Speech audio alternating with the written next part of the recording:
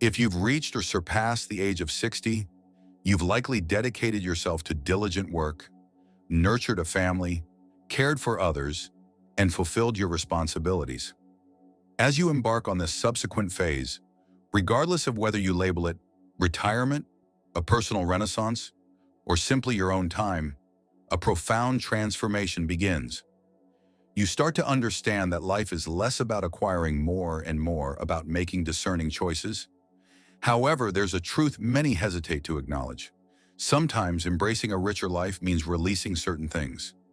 It's not about adding more to your obligations, but about lightening your load. This includes shedding habits, beliefs, and pressures that no longer serve your well-being. In this video, we will explore 9 aspects to consider letting go of after turning 60. This isn't a reflection of any past missteps, but rather an acknowledgement that you merit experiencing greater joy, enhanced peace, and increased freedom. These insights stem from over a decade of conversations with individuals precisely like you, people in their 60s, 70s, 80s, and beyond, who have illuminated the true essence of living a fulfilling life.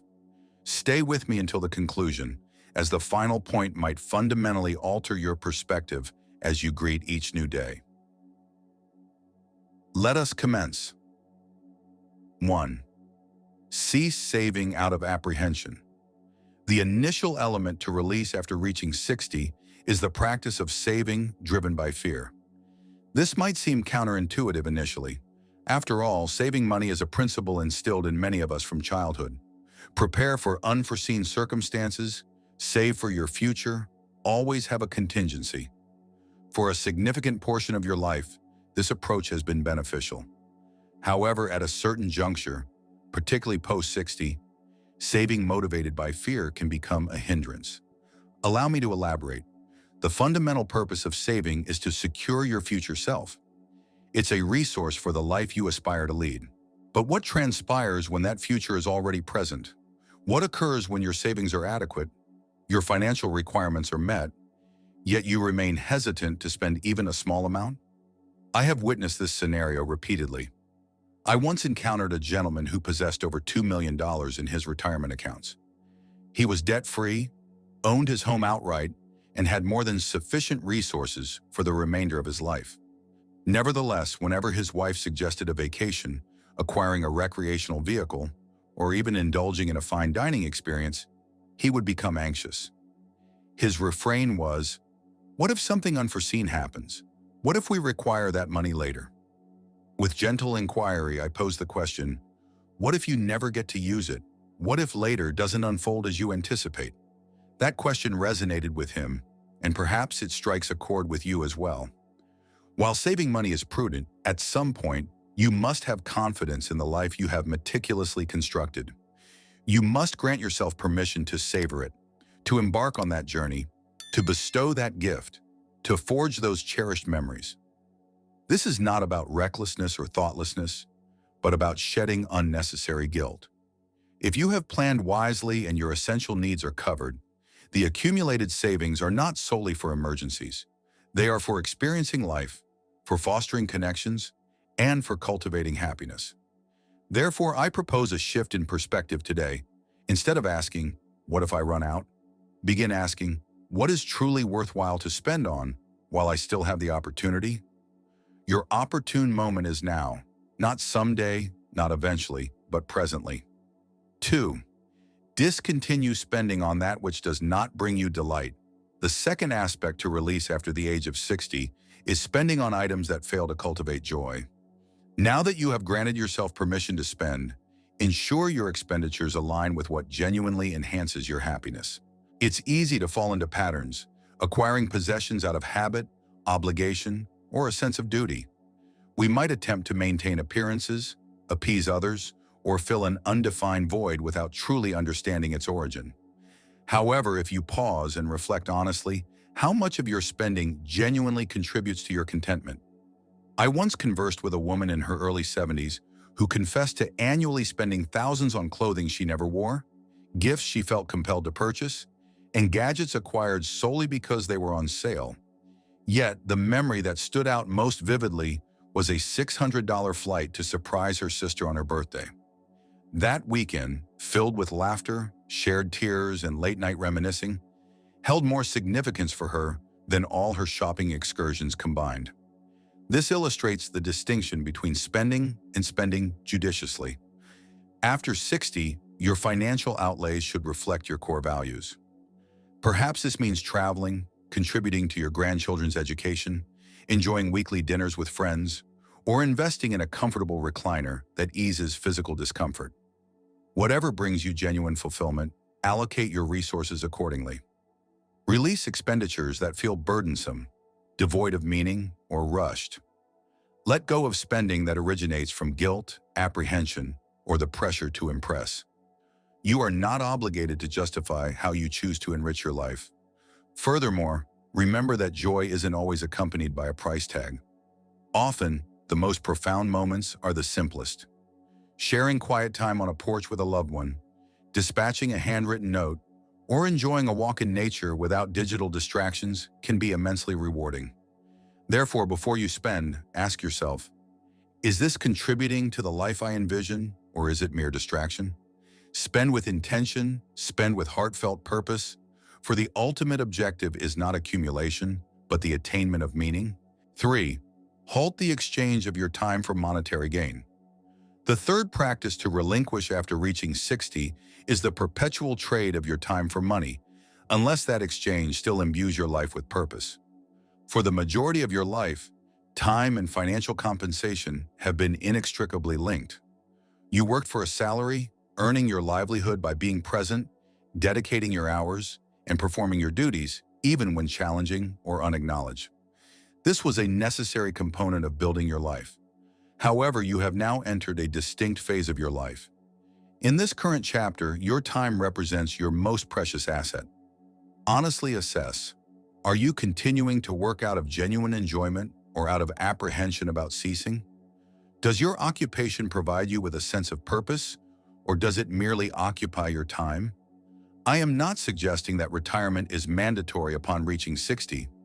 If your work continues to bring you satisfaction, invigorate you, and provide structure and social connection, then by all means continue. However, do so by conscious choice, not by inertia or fear. I recall an individual who served as a high school educator for over 30 years. Upon his 62nd birthday, inquiries about his retirement plans were frequent. His response was consistently straightforward: "When I no longer find joy in it." Consequently, he continued teaching until the age of 67.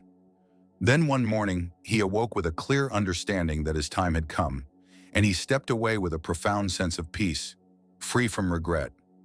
This is my sincere hope for you. Yet I also observe the alternative: individuals who remain in roles that do not fulfill them, simply because they fear losing their identity without that professional designation.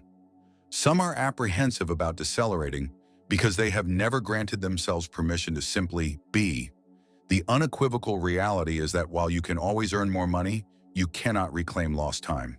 Once a day has passed, it is irretrievable, and no paycheck can purchase its return. Therefore, if your current employment continues to be gratifying, proceed with pride. But if it drains your energy or impedes you from pursuing the life you truly desire, it may be time to release it. You have exchanged your valuable time for money for an extended period. Now is the moment to exchange time for meaning. Chapter 4. Cease postponing experiences.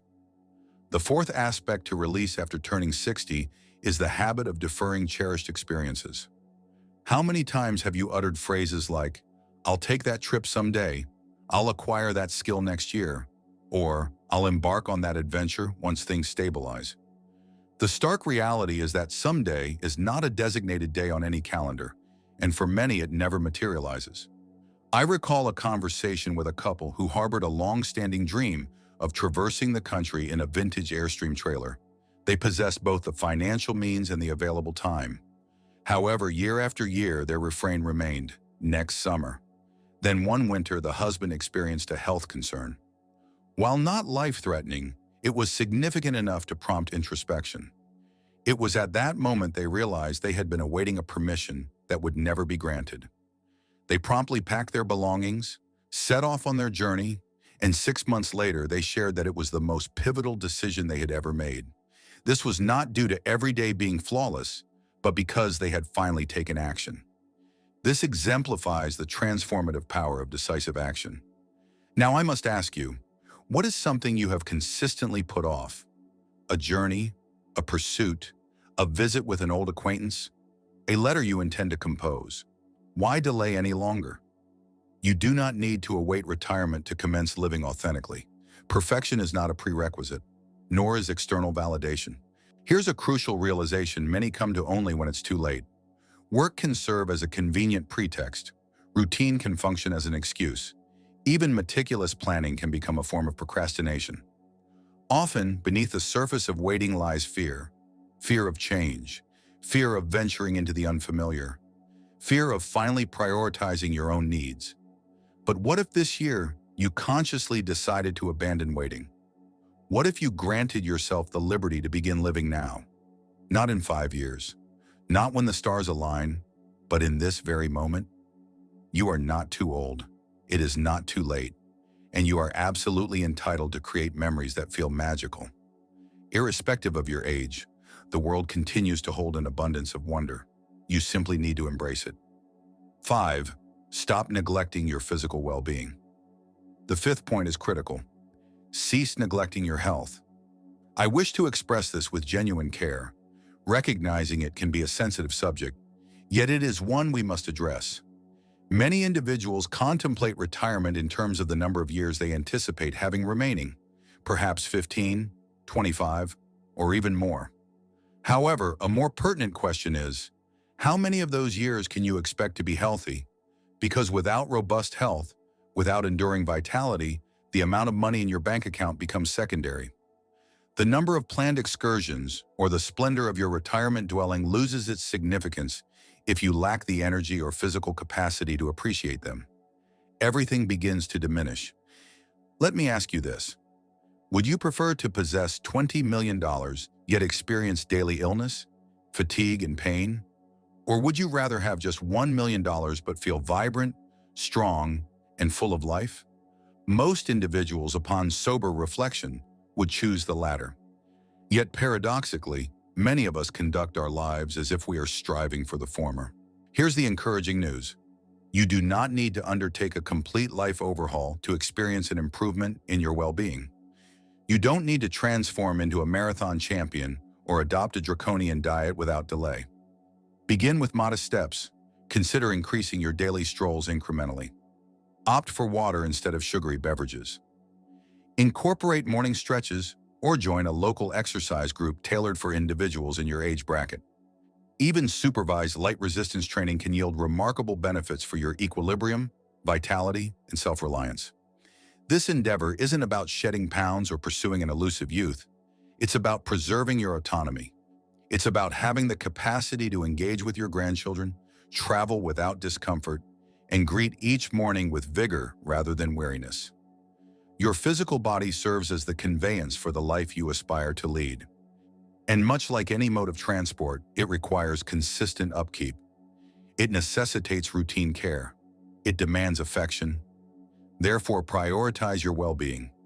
Schedule that medical appointment you've been postponing. Embark on that initial circumambulation of your neighborhood. Prepare one wholesome meal this week, just a single one, because true health isn't about achieving flawlessness.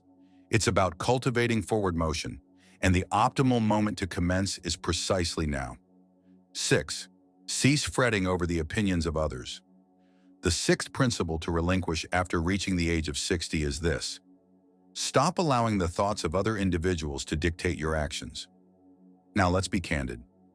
For a significant portion of our existence, our choices have been molded by the expectations of those around us. We strive to be exemplary parents, dependable employees, and steadfast friends. We adhere to societal norms. We fulfill perceived duties.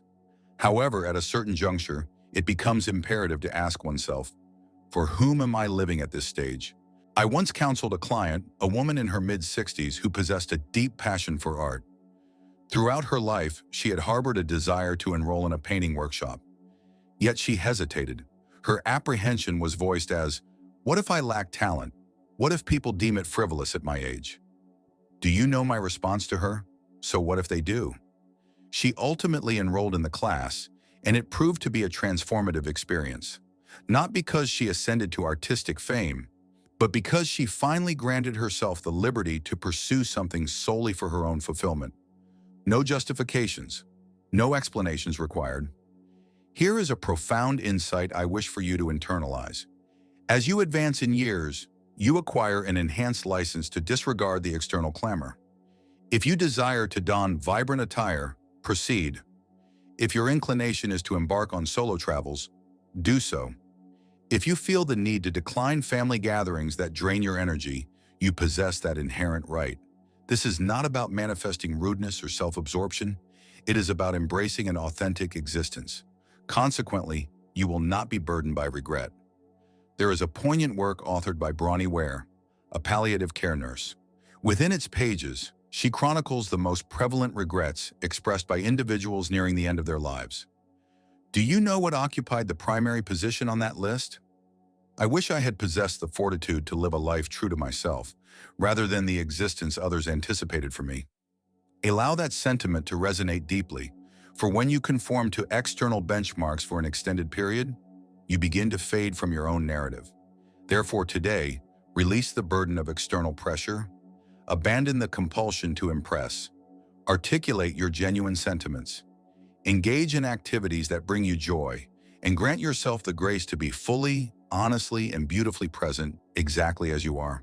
There is an unparalleled uniqueness to each individual, and it is never too late to actively participate in your own life. 7. Cease dwelling on negativity and despair. The seventh aspect to release after the age of 60 is this: stop immersing yourself in bleak and discouraging content, at least not on a daily basis. Now, this particular suggestion might come as a surprise. Let me be explicit. I am not advocating for a willful ignorance of reality. Staying informed is crucial. Being cognizant of global events is an integral part of being a responsible global citizen. However, a distinction exists between remaining informed and becoming emotionally overwhelmed. If you dedicate numerous hours each day to consuming news broadcasts, irrespective of the source, you might begin to perceive the world as perpetually on the verge of collapse. This persistent state of stress, apprehension, and dread accumulates. It takes a toll on your physical well-being. It obscures your cognitive faculties. It erodes your inner tranquility. Here is a question I frequently pose to individuals. Have you ever encountered someone who declared, "Following 3 hours of cable news each evening, I feel remarkably uplifted about life"? I certainly haven't. Conversely, I have encountered a multitude of people, literally dozens, who have shared that upon disengaging from the incessant news cycle, their mental health significantly improved, their disposition brightened. They experienced greater optimism, a heightened sense of presence, and a profound feeling of ease. You see, the majority of news content is not designed with the intention of informing you. Rather, its purpose is to capture and retain your attention. Fear serves as a potent attractant. The pertinent question then becomes, is this where you wish to direct your focus? Beyond the age of 60, you begin to grasp that your attention is one of your most invaluable assets, and you have the prerogative to decide its destination. You can choose to concentrate on what is flawed, or you can elect to focus on what remains radiant. Acts of kindness still permeate the world. There are still individuals of good character performing commendable deeds. Music, laughter, continuous learning, personal growth, and love persist. Therefore, stay informed. Yes, but not at the expense of your inner peace. Regulate your consumption of such material. Switch off the television when the need arises. Select narratives that uplift you. Consult sources that respect your intellect, rather than preying solely on your fears. And ask yourself, has viewing this content empowered me to take action? Has it enhanced my life? Or does it merely engender a sense of helplessness? Because after all the years you have invested in living, you merit more than succumbing to pervasive apprehension. You deserve serenity, you deserve elation, and you deserve to channel your energy into pursuits over which you actually exert control. 8. Discontinue overlooking your financial strategy. The eighth recommendation is this: Stop neglecting your financial plan, but equally cease an unhealthy fixation upon it. This requires a delicate equilibrium.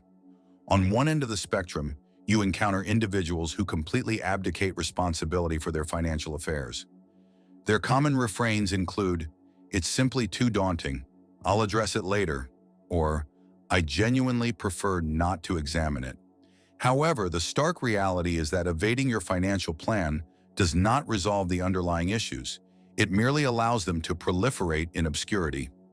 Post the age of 60, it becomes even more critical to possess a lucid comprehension of your financial movements. How much monthly income is requisite? What are the potential ramifications if your health status changes? Are you adequately shielded against unforeseen circumstances? While expert-level knowledge is not a prerequisite, a well-defined plan is indispensable, one that bestows upon you a sense of peace of mind. Now allow me to address the opposing perspective, those individuals who exclusively contemplate their financial standings.